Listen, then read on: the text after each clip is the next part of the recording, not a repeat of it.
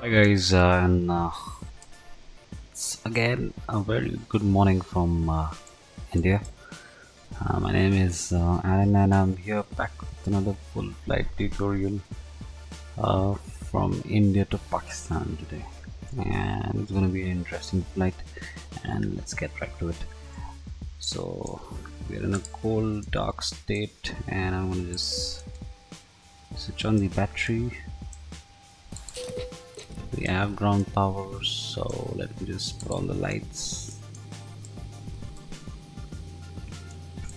Wonderful. Let's get the ILS line.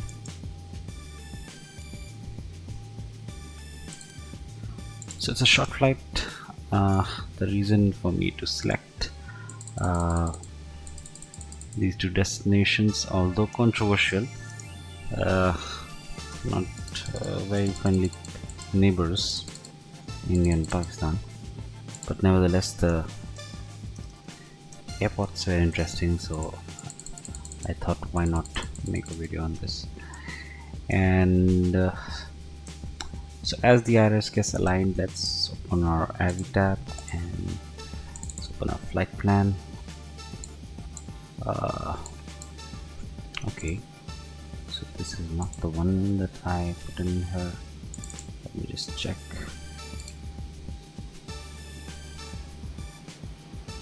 Oops. So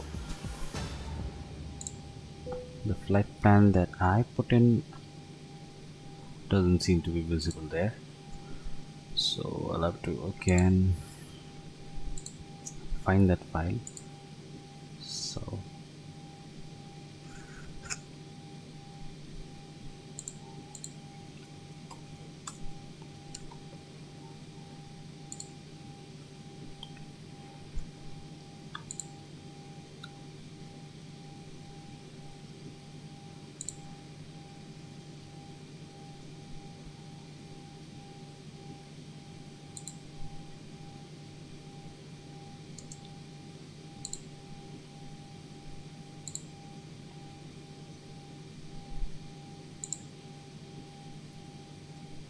alright, now it should be visible.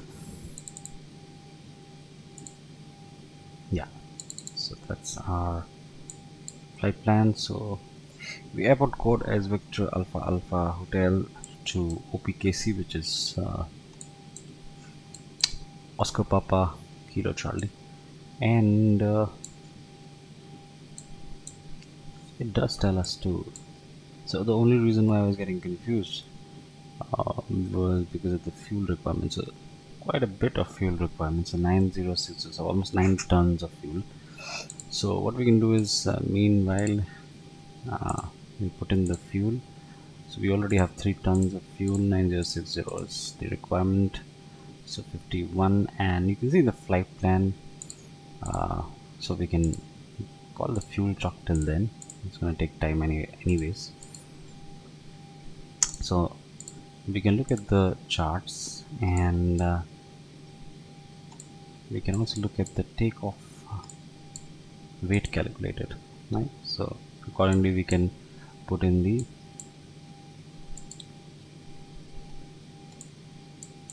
so that's there, right? So according to this flight plan, the zero fuel weight is going to be 160.1 ton. The fuel is 9.1, so the takeoff weight, what he is saying, is about 9,000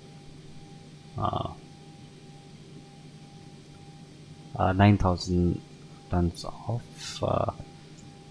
payload, right? So let's go into our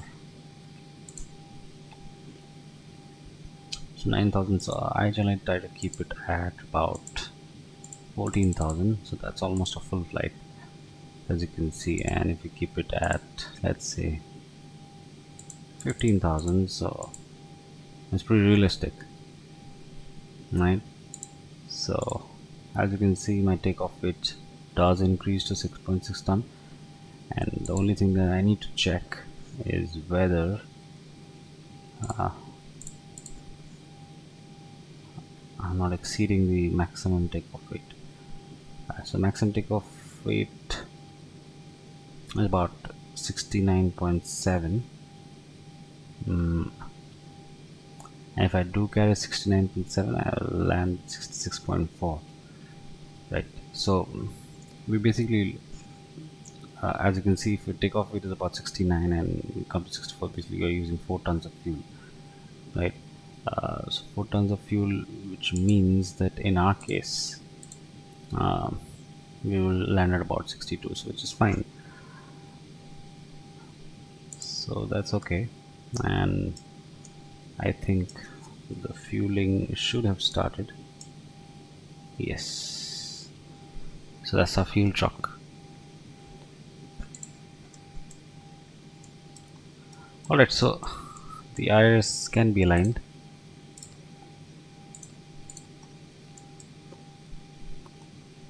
Wonderful. And let's start putting on data. So Victor Alpha Alpha Hotel, that's our reference, and gate number 3 is where we are. The origin airport, we AAC Oscar Papa Kilo Charlie. The runway, let's look at the runway. Okay, so it's runway 05. It's typically always 05.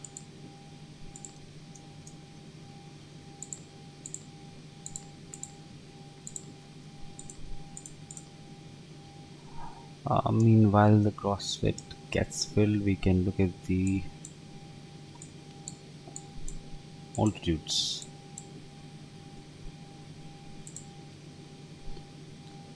So we are cruising pretty high. So as you can see, about flight level 320.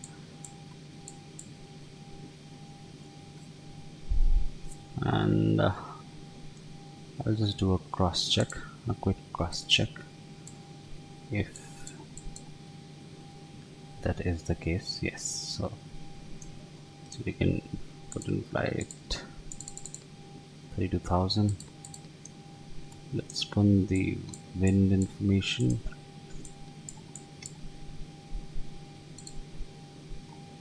There you go. So 294,079.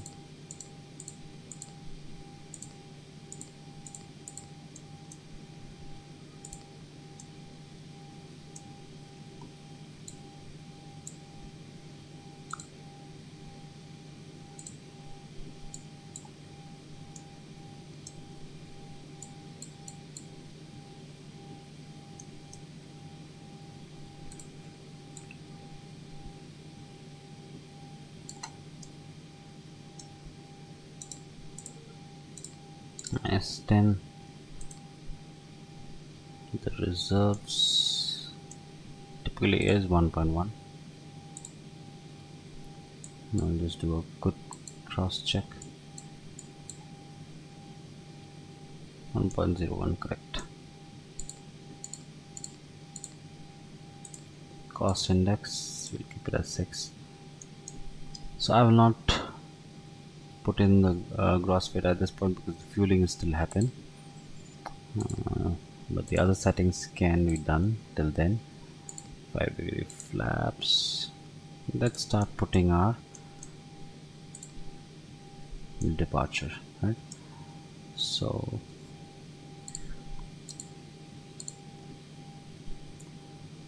Sasro 1B is seems to be my SID. So there is. And we'll just check. Yes, perfect.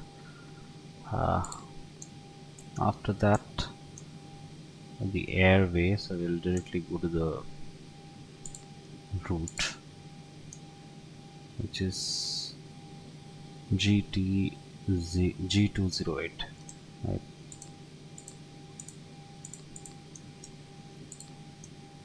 And KE, so this seems to be the star. So what I can do is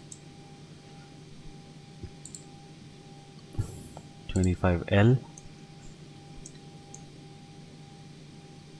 Yeah, so that's the star. So let me see the kind of waypoints which have been created.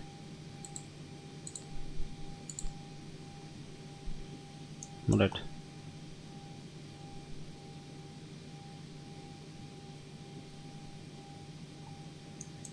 So I think that's it.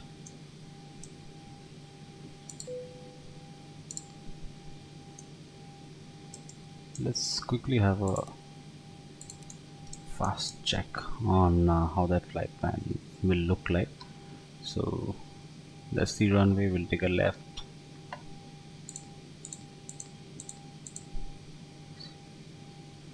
So the turn from Sasro.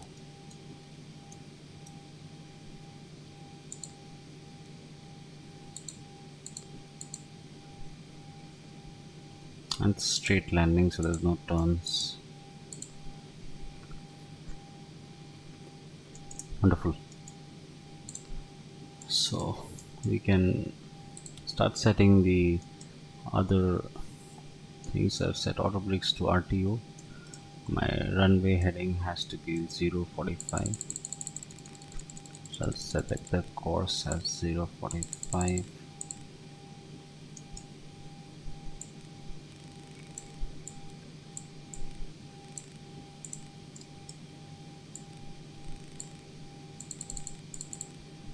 Wonderful. Cruising altitude will be 32,000. So I generally put the 32,000, I mean the cruising altitude.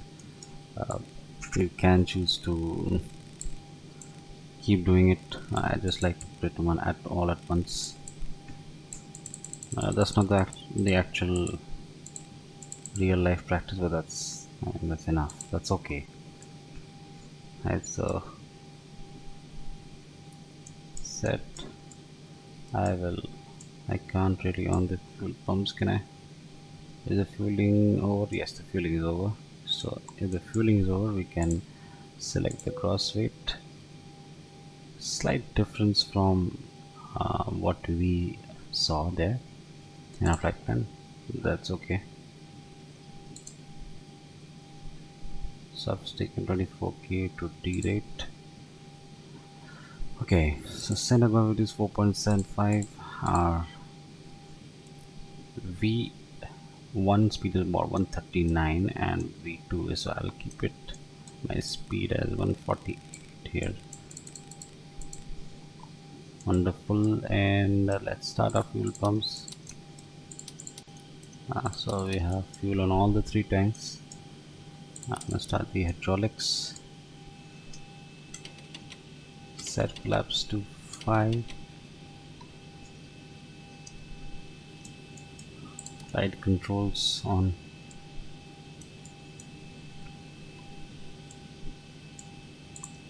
Start the flight leg.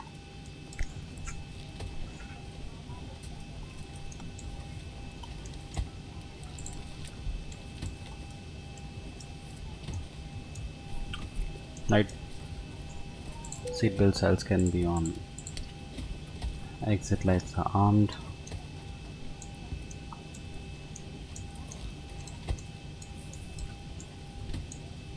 You can start the APU.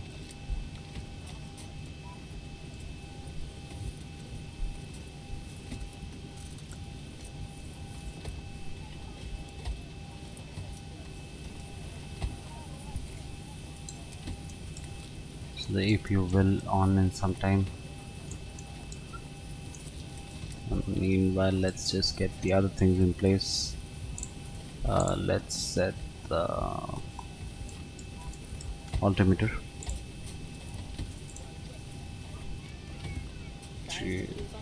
3,000.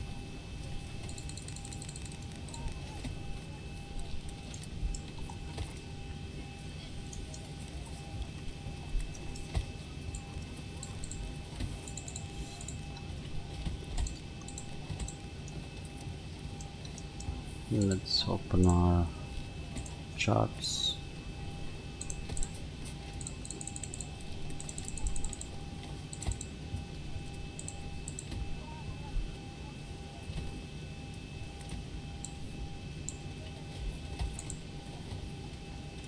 .109.7 is going to be our frequency. Let's put in the ILS frequencies.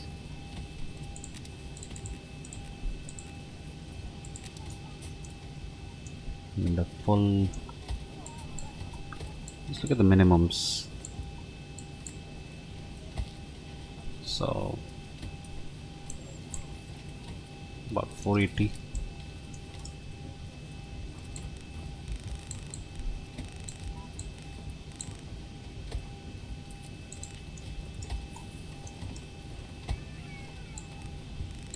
Usually you could obviously set the minimums at a later stage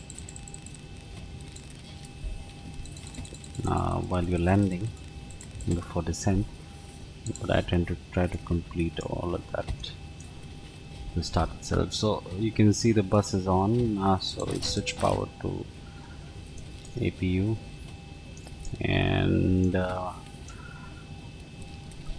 we'll call for the pushback. We won't waste much time here.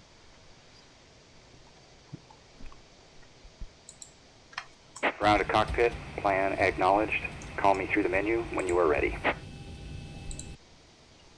See.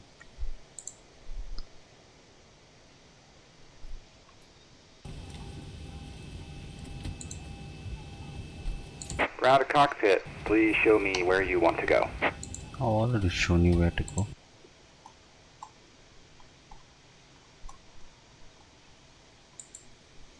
Ground to cockpit, plan acknowledged. Call me through the menu when you are ready. Ground to cockpit, tow is driving up. So let's set our strobe lights to on and anti-collision lights are on. So that is, everybody knows that we are going to start. Boarding is now complete. Flight attendants prepare the cabins. Verify arm doors, standby for all call.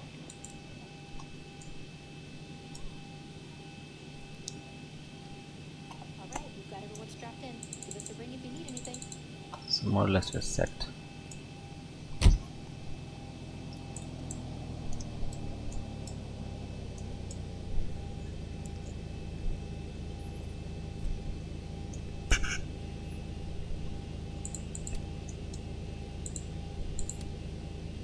The flight directors are on, auto throttle is also on.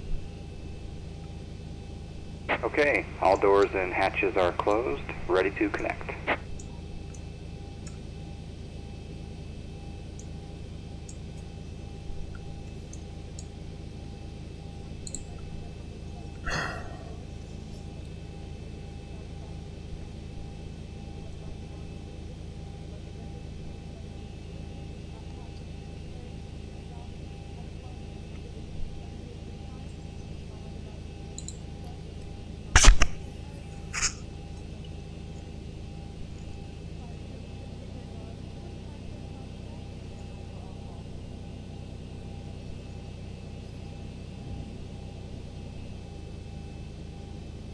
So connected and bypass pin inserted. Release parking brake. Starting pushback, and you may start engines. Okay, so we have the clearance for starting the engine, so APU fluid is on and our left engine starts.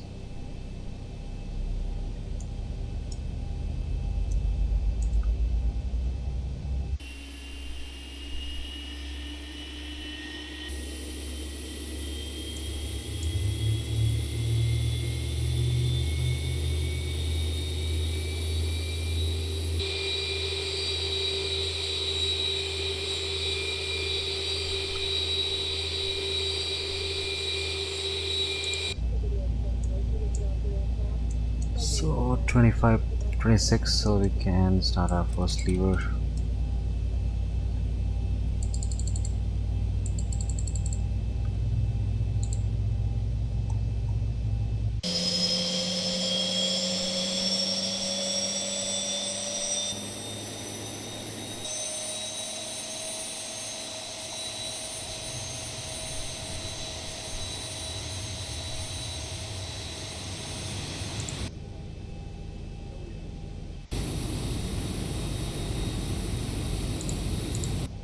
I love the sound of the engine. Wonderful. So we'll start the next.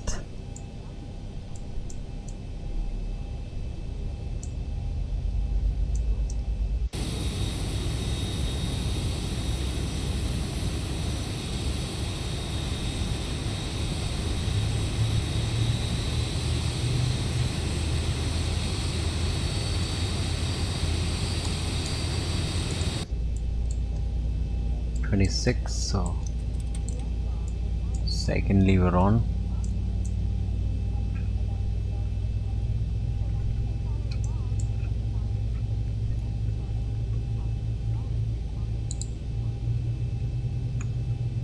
Operation complete. Set parking brake. Parking brake set. Disconnecting tow. Stand by. Okay, so our engines have started. We switch power to generators.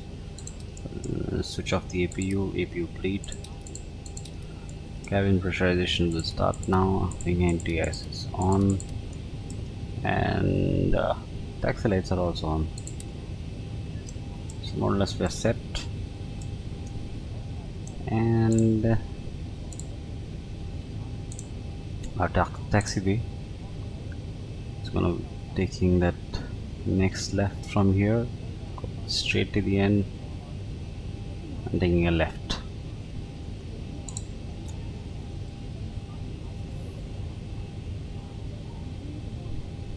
Tow is disconnected and bypass pin has been removed. Hand signal will be on the right. We'll see you next time and have a great flight.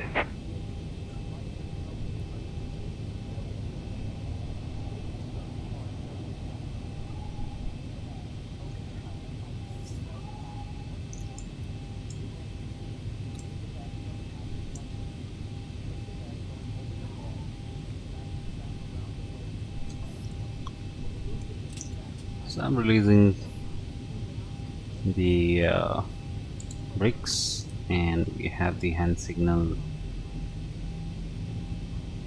So let's start it.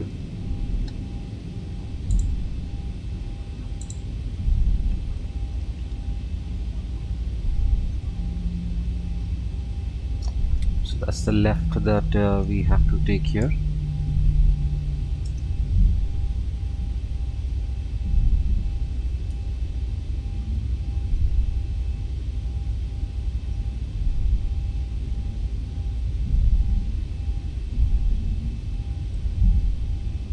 It's just so wonderful to fly in the dark. So I like a mix of dark takeoffs and sunrises and sunset. I mean, it's just beautiful.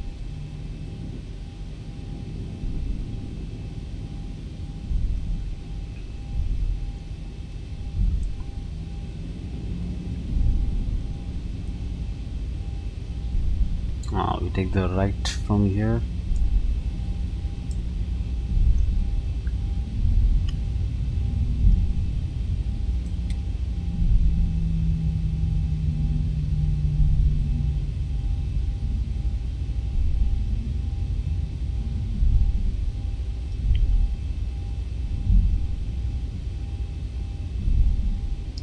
And we go straight till the end.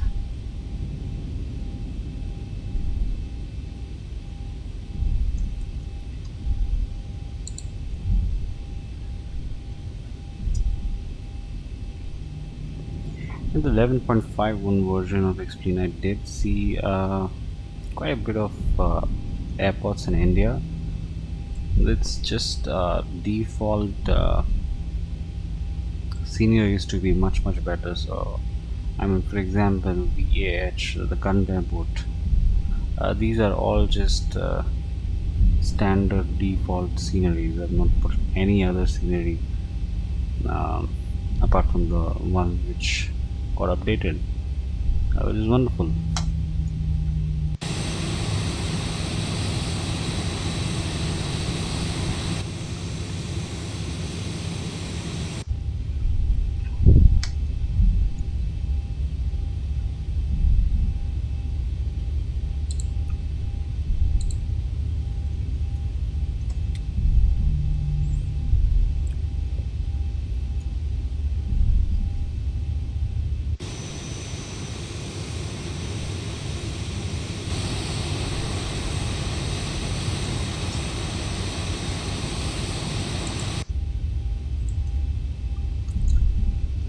So that's the final turn that we take, and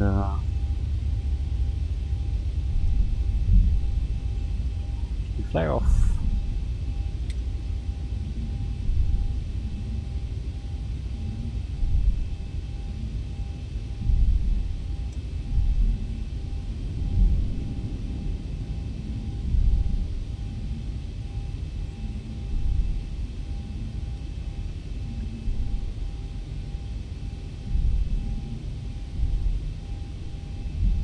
So that's our holding point right here.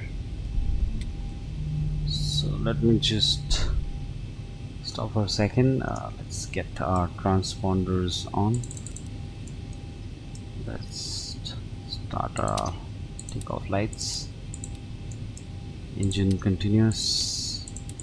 Flight attendants, prepare for takeoff, please. Wonderful.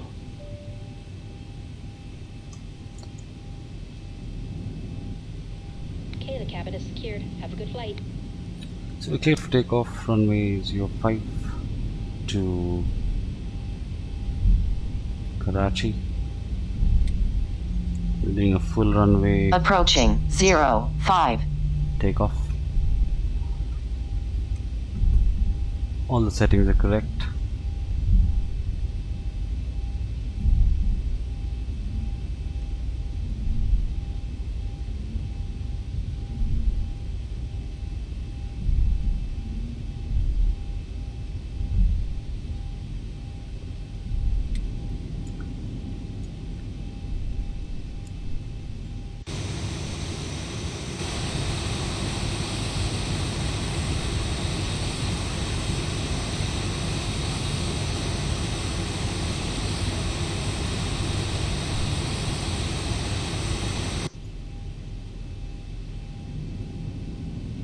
So I'm gonna just increase my thrust till it stabilizes, and then we're gonna press toga.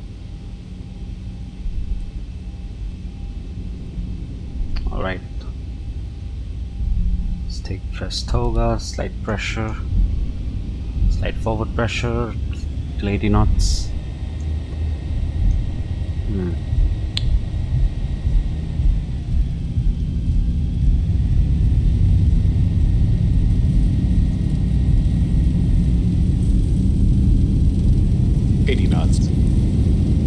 Release forward pressure.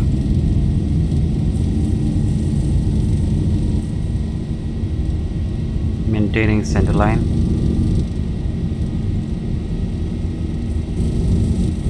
V1, rotate. Rotate. Gear up. Positive rate.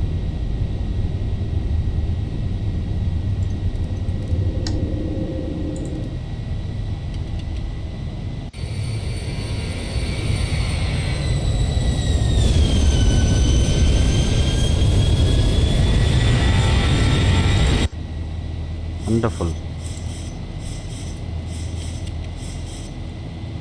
So flaps 1, 1000. and flaps off.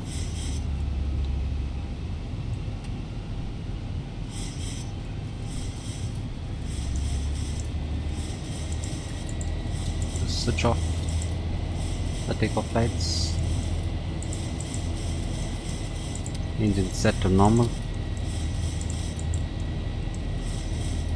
Altimeter set to standard.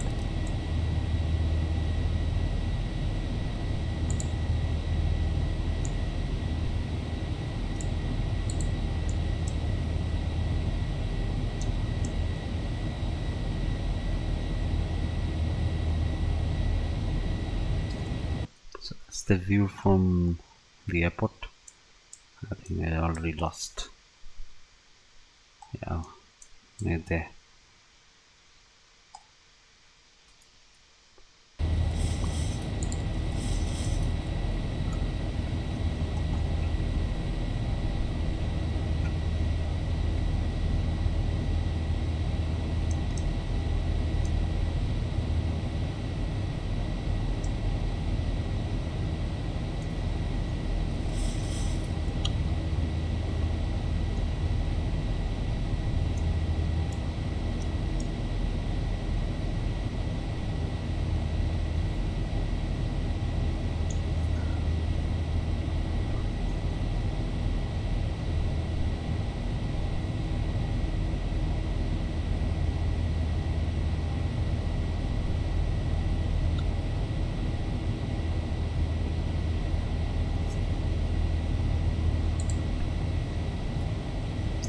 So that's a nice takeoff actually, and actually a good view as well.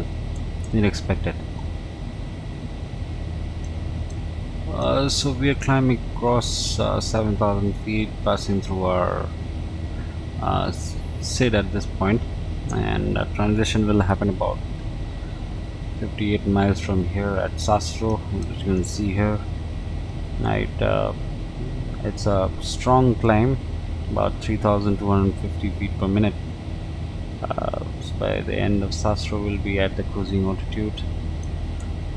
Our top of descent is about 259 nautical miles from here. As you can see, it's at about 133 as per our flight clock is when we actually start descending. So it's about 33 minutes, almost half an hour from here. And if you look at the route data, so we land about 154, so exactly 1 hour from here is when we land. And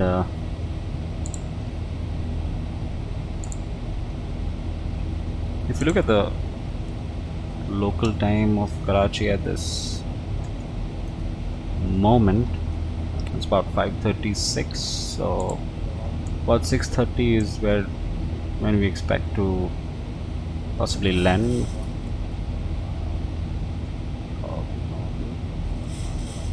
So we can expect a sunrise landing.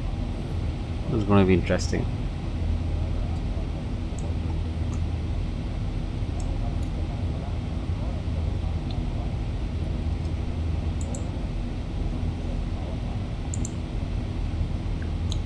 Current weather at Karachi seems to be pretty clear. There might be a little bit of wind, but below 10 knots, so it's nothing to worry about. So we've crossed 10,000 feet a week and set auto seat belts to auto.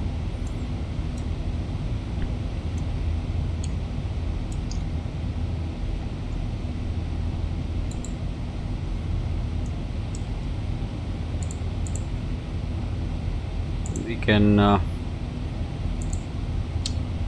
do our climb and cruise checklist at this moment.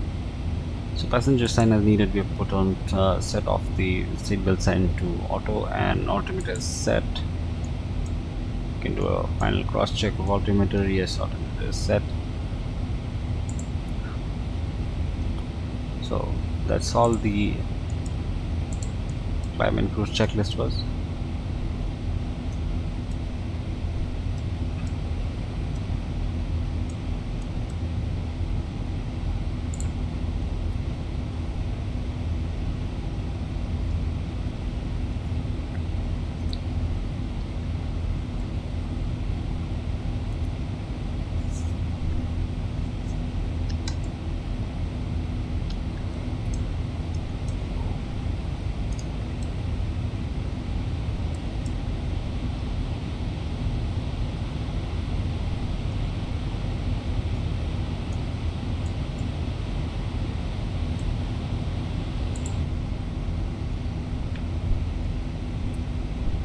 Can't do that in the real plane.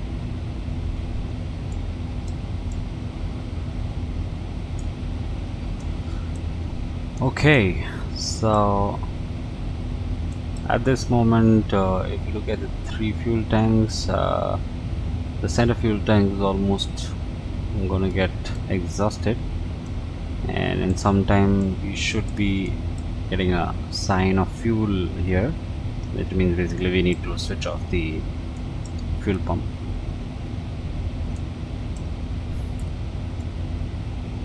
We almost at about flight level 20.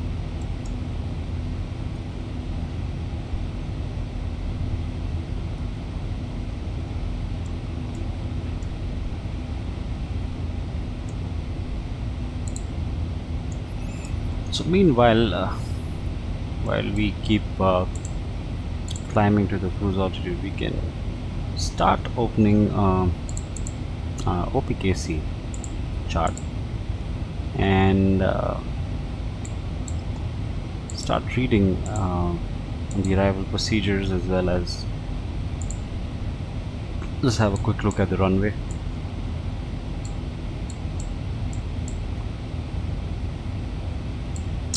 So it's got two parallel runways, 25 Lima and 25 Romeo, and if we just look at the elevation, so it's about 89 feet out here, it's about 100 feet out here, and what we need to know is how much is there a downslope. Yeah, so if you could see here, there is a bit of a slope in the runway, so from 89%, but it's very marginal. The runway length is about 3.5 kilometers, right? And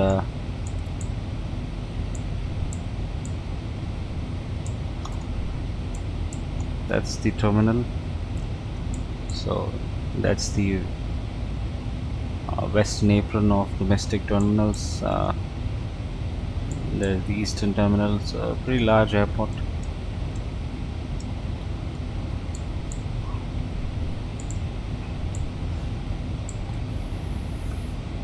Right, so we have to actually most likely the exit is going to be Alpha, right? But we'll still read that if it's available. If it's not available, my best guess is going to be Alpha.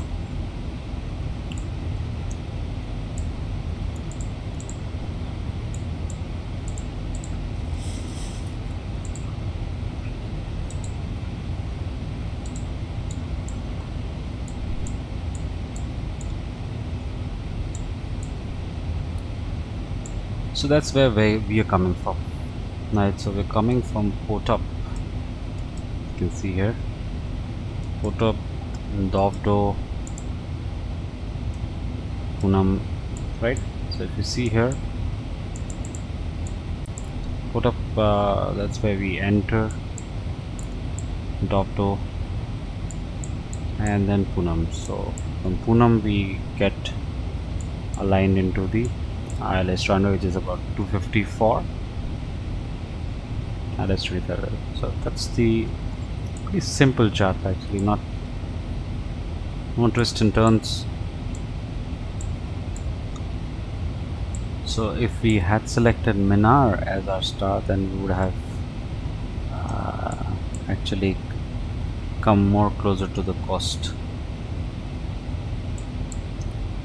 Okay, now let's look at the, so about 3000 feet is the interception for ILS. So what we need to remember is that when you're landing and you intend to do an ILS approach, which most likely you will, so that's our fuel sign, which means that we need to stop that fuel pump. So the center fuel pump is fuel tank is empty now. So as I was saying, if you can see here, as we start descending and we come to about 5,900 feet at Punam, right? Post that, if you see, if you refer to the charts here, it says Marvi, right? So at about Marvi you should be about at 3,500 feet, which we have put in here as 3,500, right? But that's fine. You could always change this height if required, but it does say that you need to be at about 3,000 feet. So what we can do instead is put in 3,000 here, right?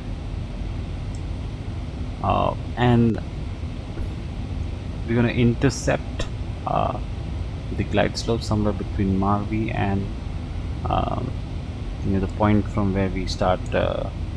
So C125L is where you will actually arm the approach.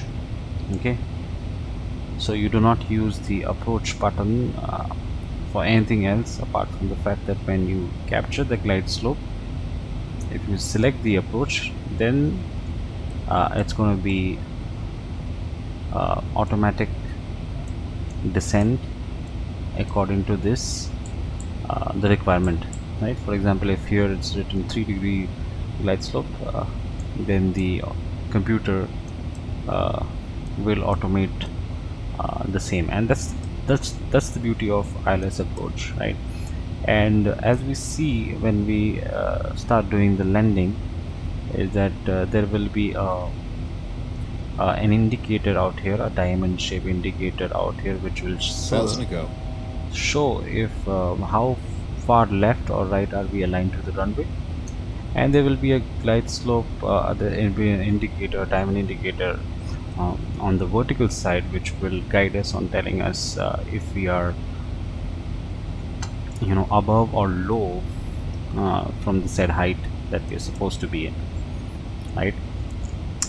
So, and now the important thing about ILS approaches is making sure you identify the frequencies correctly.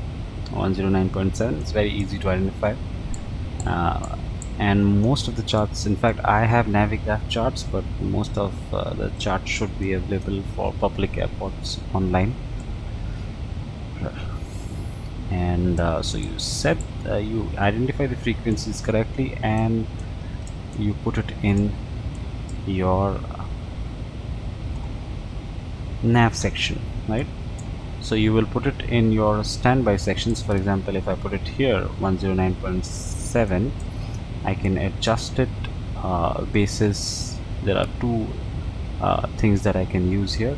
So the upper one basically takes care of the numbers after the decimal, and the bigger one basically takes care of the numbers before the decimal. And then you press transfer, so that's an active ILS frequency, and you do the same in your co-pilot's navigation radios as well, right? It's important to do it on both. The reason being, when you use ILS approaches, there are different kinds of ILS approaches that we use, right? One is Cat 1, Cat 2, Cat 3, right? Now what does that even mean? It basically means category 1, category 2 and category 3. Now if you see out here, it's written category 3, which basically means that this airplane is capable of doing Cat 3 landing. But that's just the system that is capable of doing, right? But your flight crew, your pilot, everybody has to be Cat 3 compliant as per the company policy, right? So category 1 is the usual one which we use, right?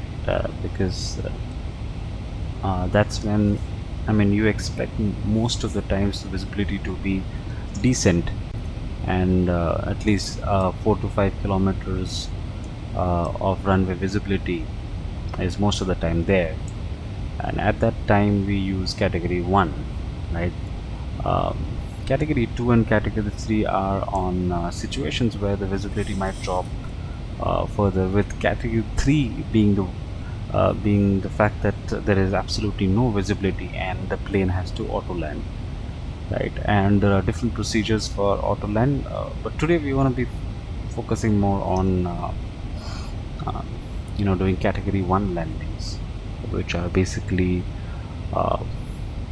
activating the approach from wherever between Marvi and about 8 kilometers from the touchdown, and after that the ILS frequencies, the radio frequencies, will guide the plane on the exact height and the position to the runway, right? Now, so that's the basics of ILS approaches, right? One more important thing to do remember is that as we get into top of descent, your course selections in both the MCB section sides have to be the final runway heading. So if you see here, my final runway heading is 253, and you can do a cross check out here, which is 254.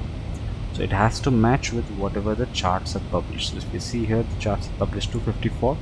So when you touched on, when you descend, your course selection has to be about 254. Otherwise, your ILS frequencies will not be captured correctly. Another important factor where people go wrong is the height. If you are, let's say, at about 6,000 at Marvi, and even if you do actually see the ILS frequencies, there are chances that you have captured a false glide slope, right? And that's where even in real life a lot of accidents have happened.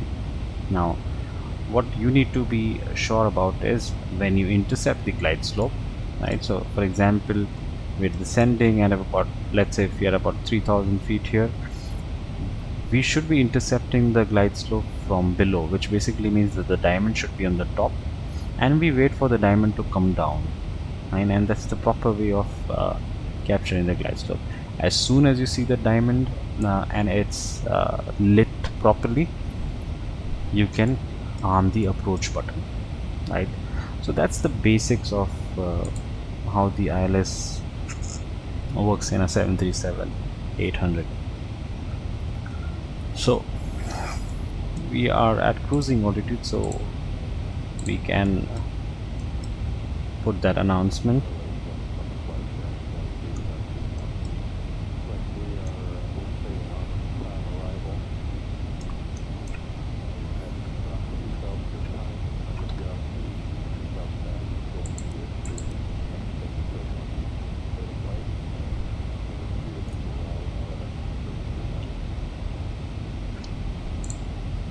Look at the map.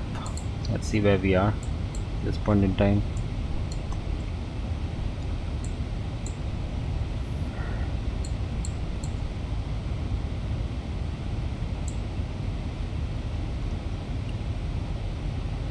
So we have crossed into the international airspace.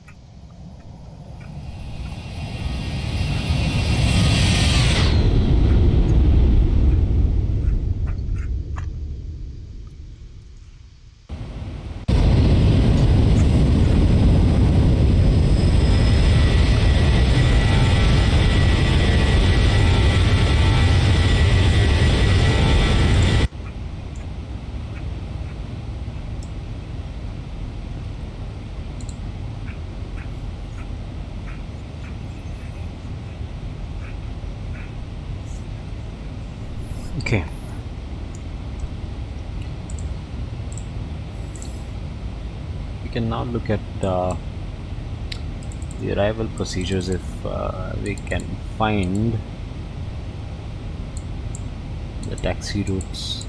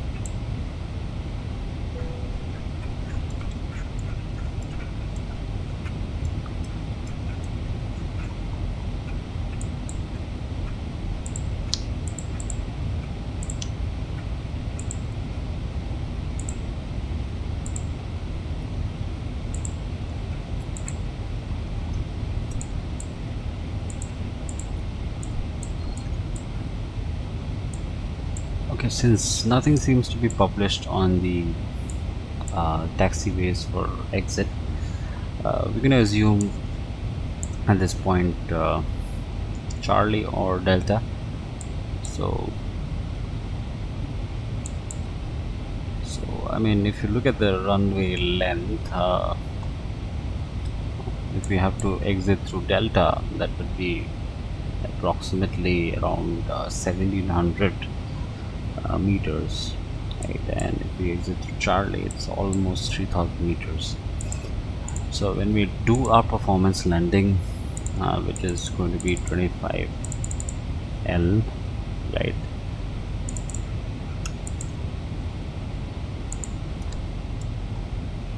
At this point, obviously taking the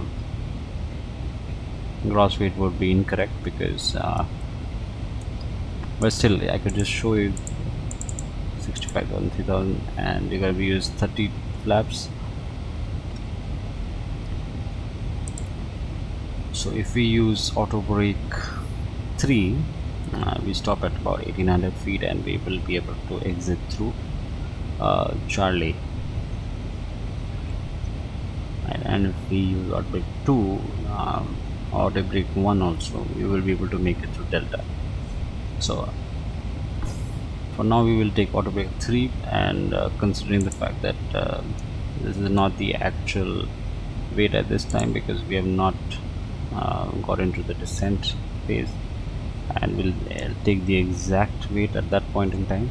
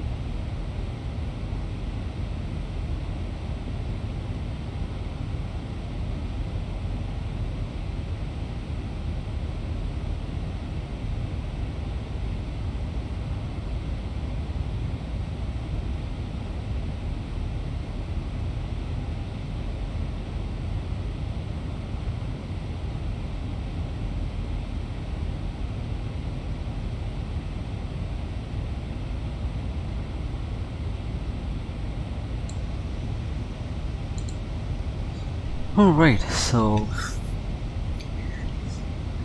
we are almost about 8 minutes from top of descent, due to start descending at about 1:33 as per our flight clock.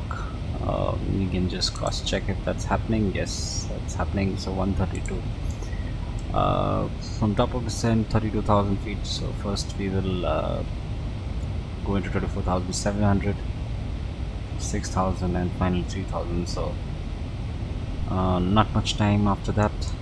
So about 1:33, almost in about 20 minutes from top of descent, we should be landing. And so the sunrise has taken place, so we can get rid of the lights. Won't really be required.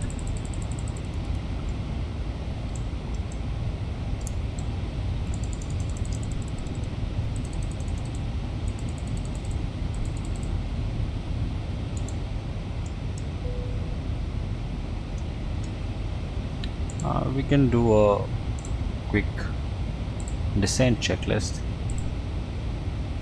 So landing altitude we've already put in. We're gonna do the system annunciator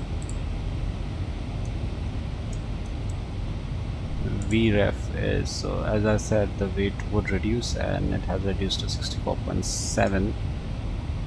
But I'm just gonna wait about 10 minutes more before I start putting in that data.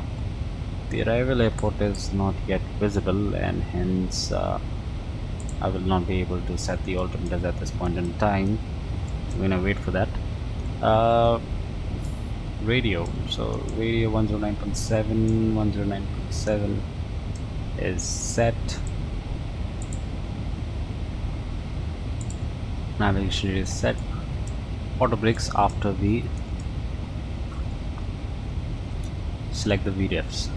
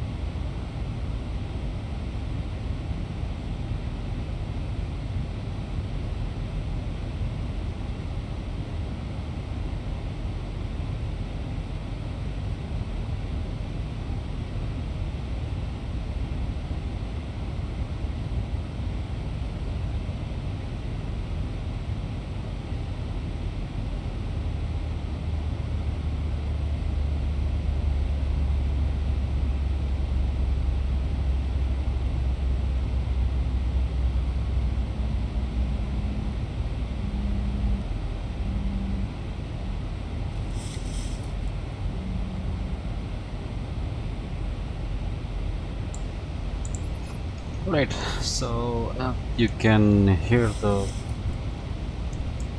engine reducing the speed, so that's basically the VNAV, the auto throttle reduction of speed, and we're almost approaching top descent, and we can finally see our arrival airport, that's Karachi airport. So visibility is 3103 at 5, altimeter is at 3003, so we can put in that data. First of all, we can put in the altimeter data.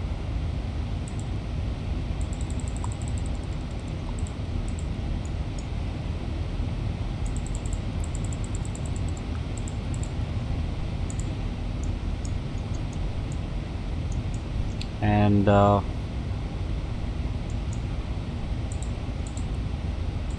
VREF is selected. Auto brakes we'll set it after 64,500.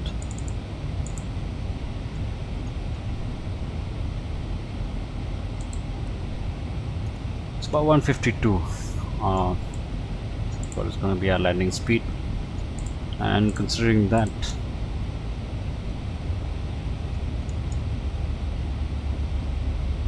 might have to use autobate 3.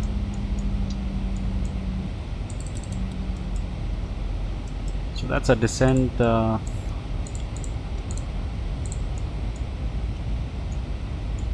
We can set the altimeter to 3003.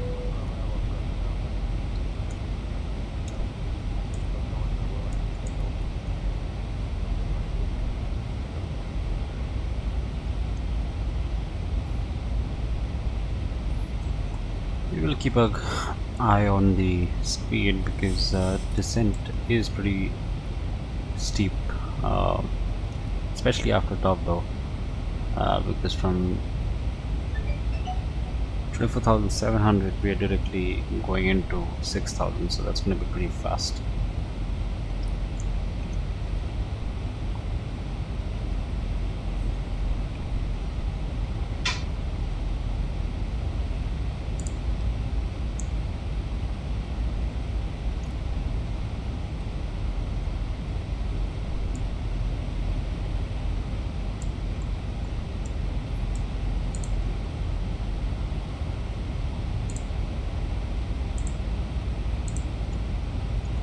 So auto brakes is all set, VREF is all set, so we descent checklist is done.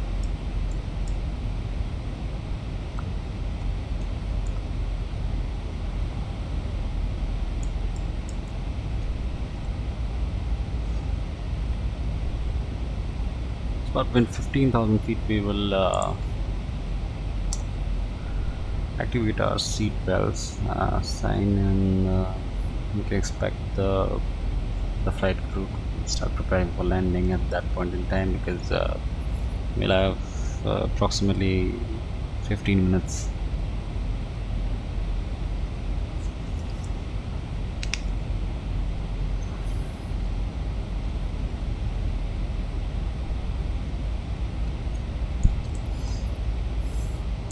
The map did show us some amount of wind at 030 at 5, so that means it's gonna be basically, we are at 254, so it's gonna be kind of a tailwind, but almost negligible, so that shouldn't affect our landing techniques.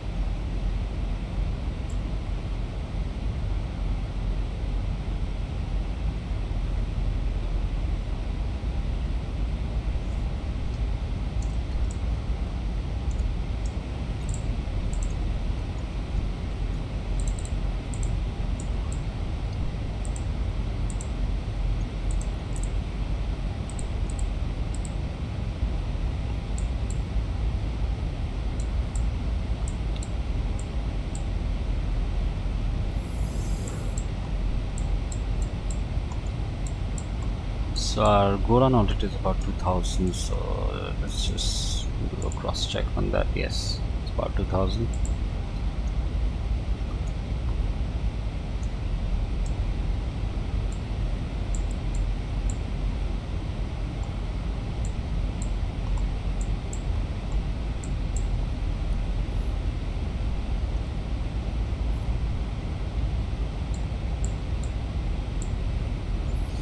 So if we do go around, we'll go straight. At about D4 we will take a left turn at and head 200 degrees. Nice.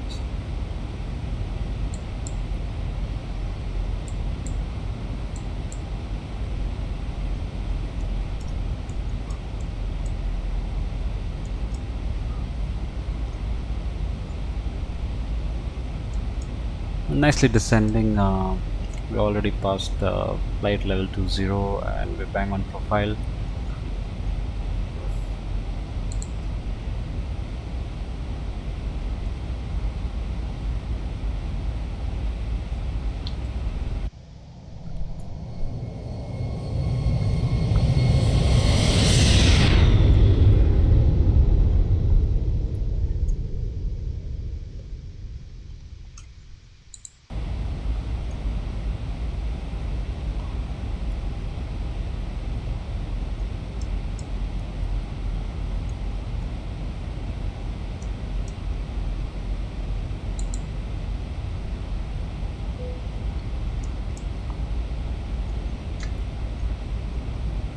Bit of a drag required as per the FMC because the speed is increasing, so we have done that.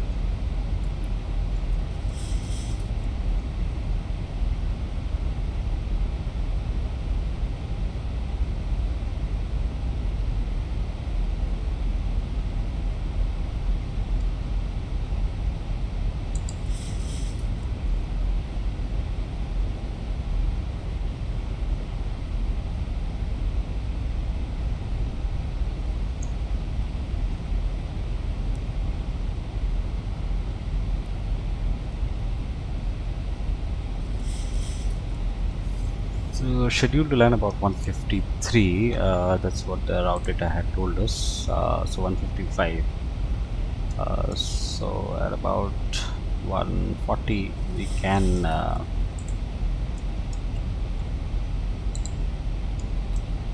make an announcement for landing.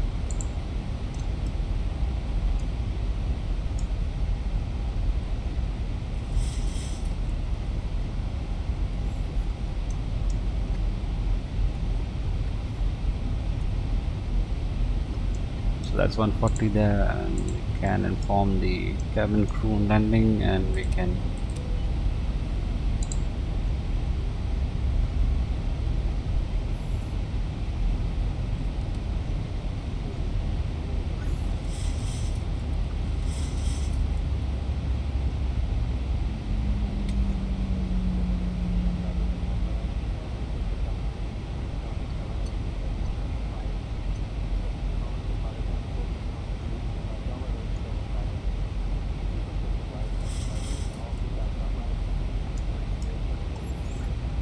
we're going to set the course to 2454 so that the ILS frequencies does get captured, and set the heading also to 254.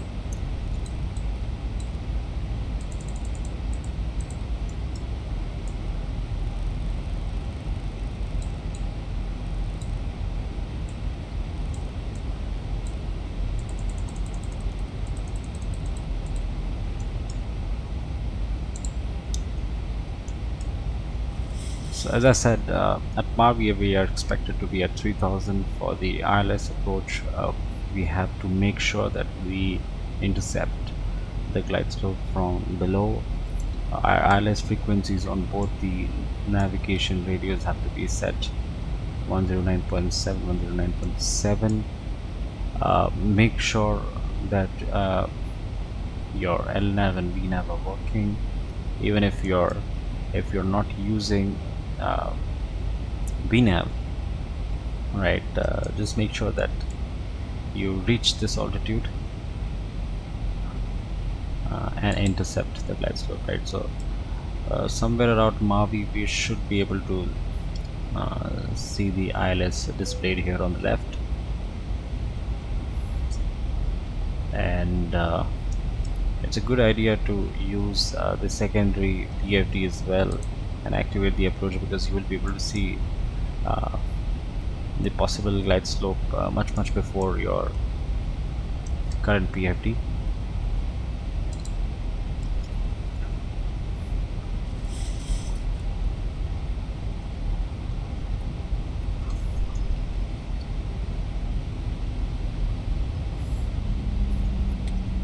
So we have crossed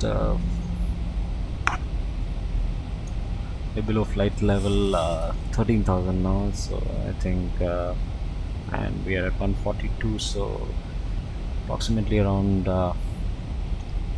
10 minutes uh, we will be almost configured for landing, so we should be uh, at Marvi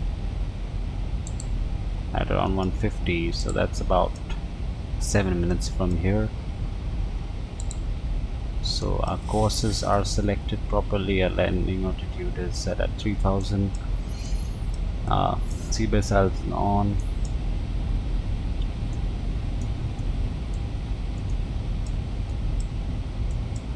We have selected the VREF, we've set the altimeters on both the PFDs.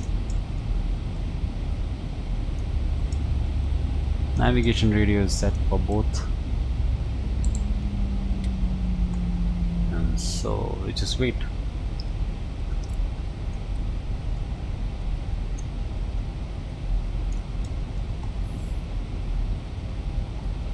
At Marvi we have about a speed restriction of about 214, so right after we cross Punam, we will go to flap settings, initially at flap 1, flap 2, and then at post Mavi we are going to be going flap 10 and reducing our speed to about 180, and post the ILS is glide slope is captured, we'll go flap 15, gear down.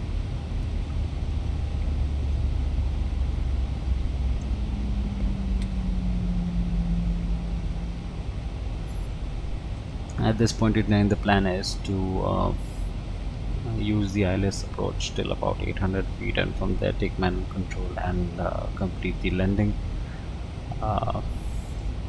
As per the last check that I did, the visibility was around 3. We can have a updated check again. So visibility 3, so which is absolutely fine for a category 1 landing.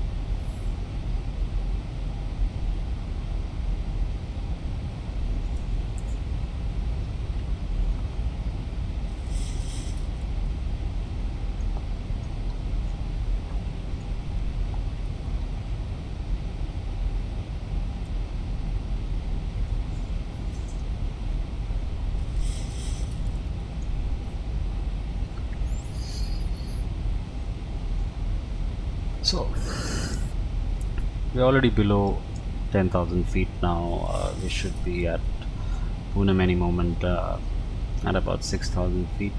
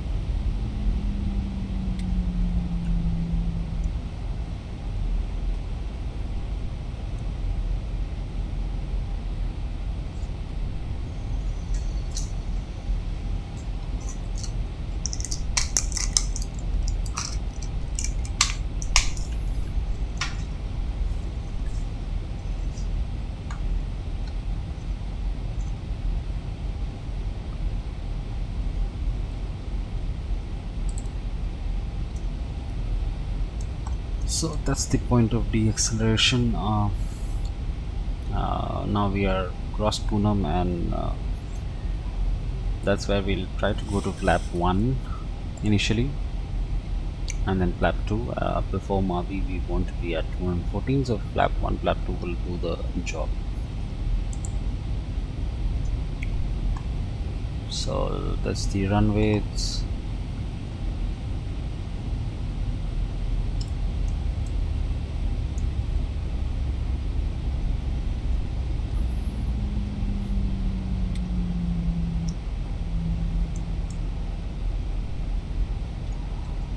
So the ILS is now displayed here at 254.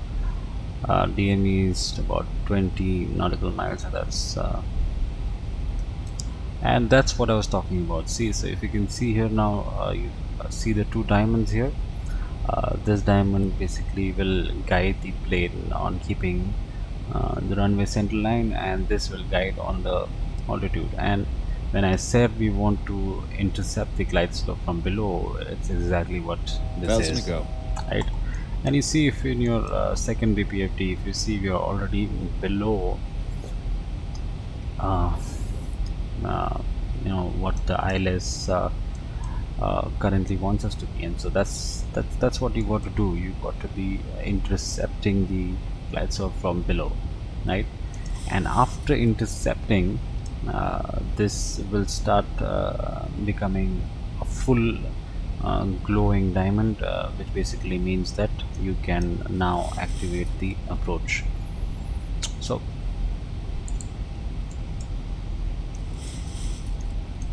we've crossed Mavi. We can go to flap 1 setting now. Yeah, so I'll take manual controls of the speed. We are expected to be at what, 172, so we'll try to target 180 at this point. Deactivate the speed brakes, not required.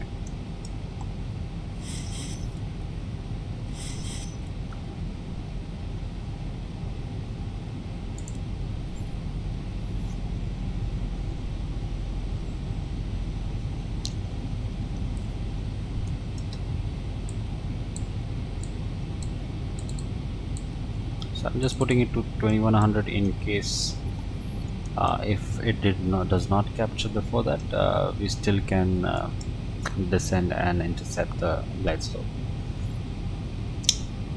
So I'll go to flap 5 now.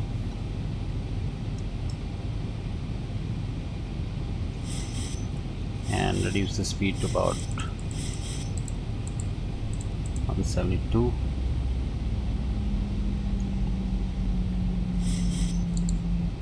About 11 miles from touchdown.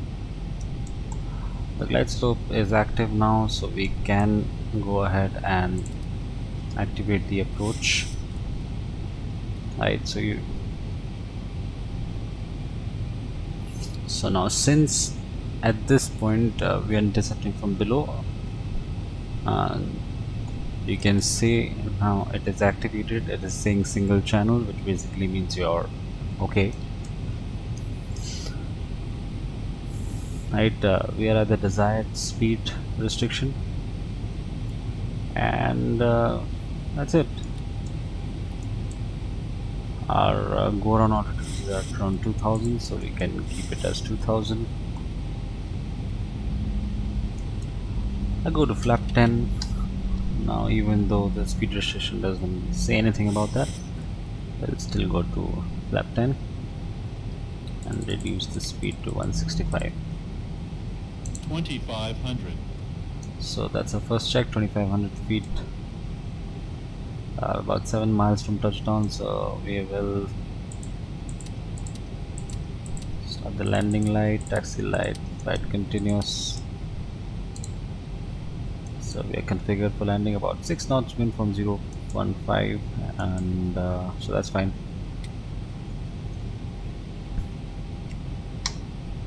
So I'm going to 160 as soon as we, yeah, so we can go day down, flap 15.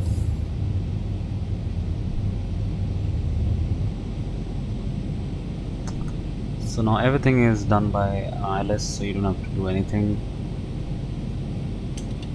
To flap 25, raise the speed to 160. Remember our landing altitude as we had calculated was 152, right? So soon we're going to be going to that as well. Reduce the speed to 155.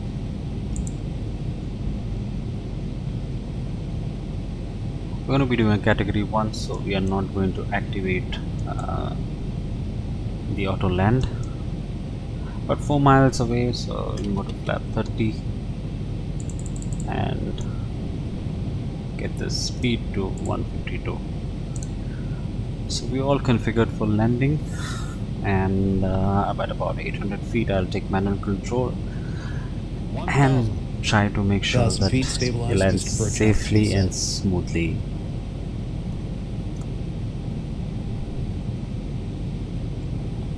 Alright, deactivating autos.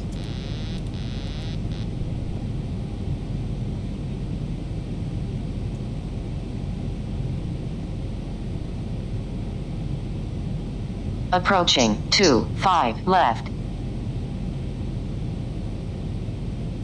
Approaching minimums. 500. Minimums. Continue. 400.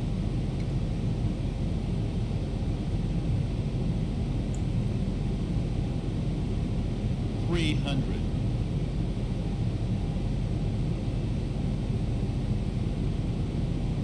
200.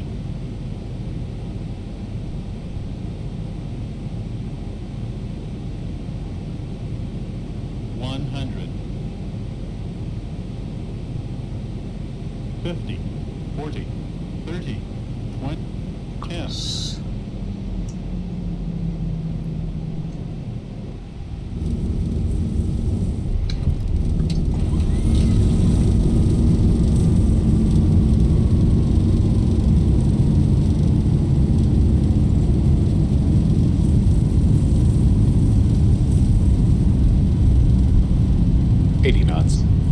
Manual braking on.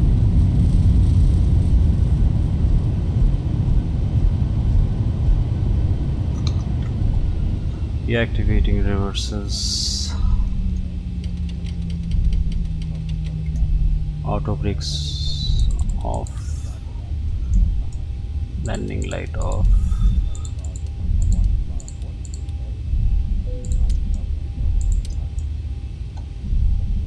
Oops.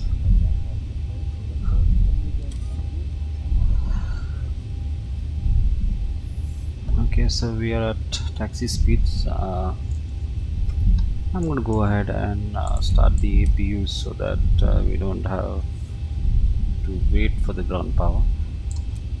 So APU will start, and that's our exit.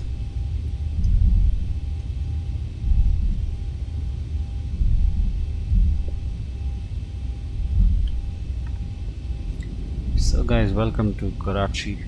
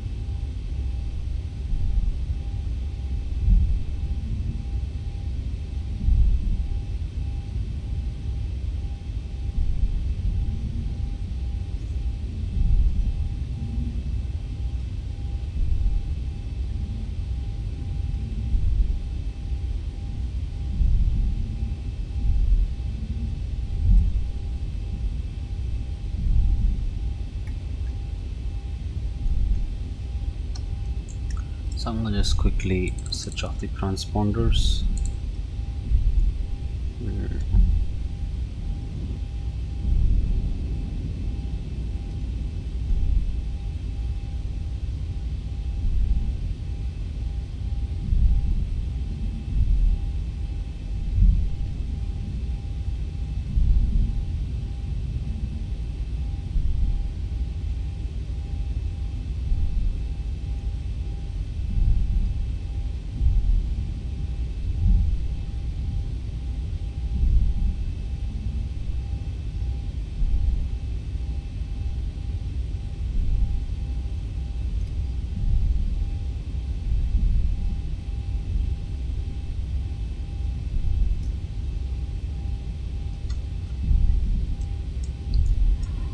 So anti-ice can be set off, and we can switch power to APU so that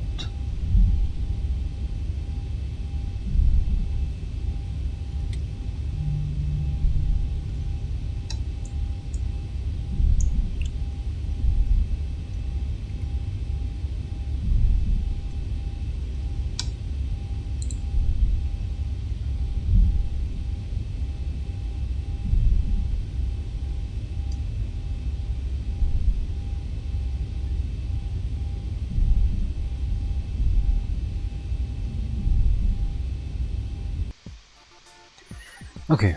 So here's the replay. So we're going to be looking at two aspects of landing. One is whether we landed in the correct zone, and if that happened, then we will look at what went wrong and what could have been done better for the next landing, right? So I don't really like to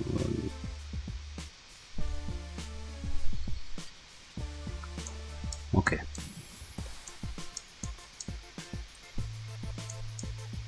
so we'll look at the approach. At this point in time, we are mostly on the glide path.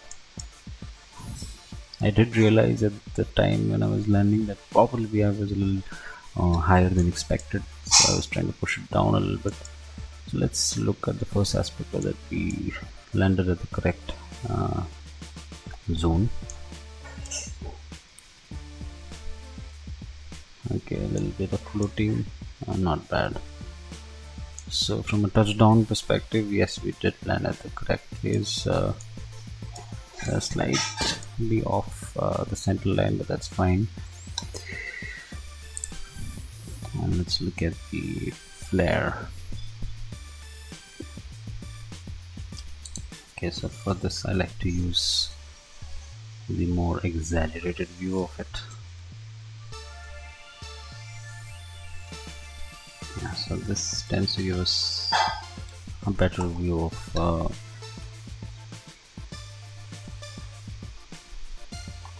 okay, so I mean it's fine. Let's look at the tower view.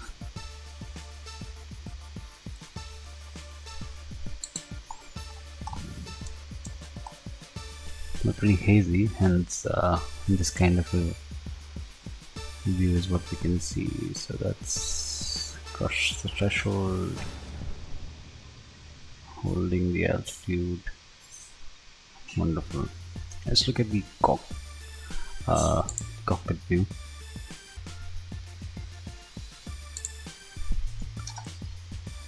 So I'm just gonna go back a little.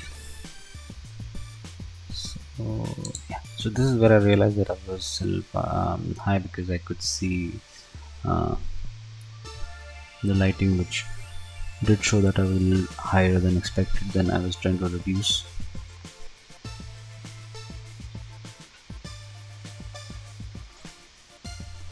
At this point my rate of descent was about 850, which is fine. So stacked higher than expected. Check, close and hold the altitude. So I purposely did not hold the altitude too much because I didn't want to float, and hence we were able to stop at about 606 meters, which is fantastic. Alright, so I think a decent flight, I would say.